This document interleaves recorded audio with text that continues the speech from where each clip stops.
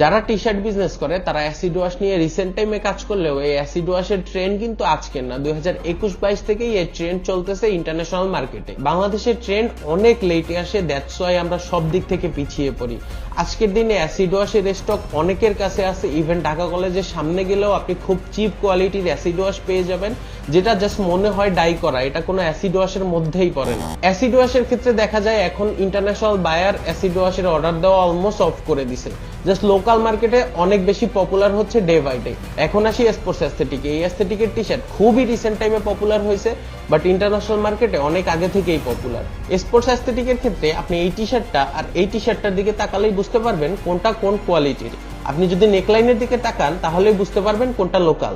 এখন এই দুইটা টাইপের টি শার্ট আপনারা অলরেডি ছাপড়ি বানাই ফেলছেন, রইল বাকি কাটেন সিউ, যেটাও ছাপড়ি হওয়ার পথেই। আপনি যদি লো জিএসএম এর ফ্যাব্রিক দিয়ে কাটেন সিউ টি শার্ট বানান, ওইটার ফল অবভিয়াসলি ভালো আসবে না। দ্যাটস ওয়াই এটা দেখলেই ছাপড়ি ছাপড়ি মনে হবে। এখনো সময় আছে, এই জিনিসটাকে ছাপড়ি বানায়েন না। দেখেন, আপনি অন্য ব্যাকগ্রাউন্ড থেকে ফ্যাশন বিজনেসে আসছেন, এটা কোনো সমস্যা না, বাট আপনি যদি ফ্যাশনটাকে ক্যারি করতে না পারেন তখন আপনি লং টার্মে সাস্টেইন করতে পারবেন না, আপনি বিজনেস অথবা ব্র্যান্ড দাঁড় করাইতে পারবেন না।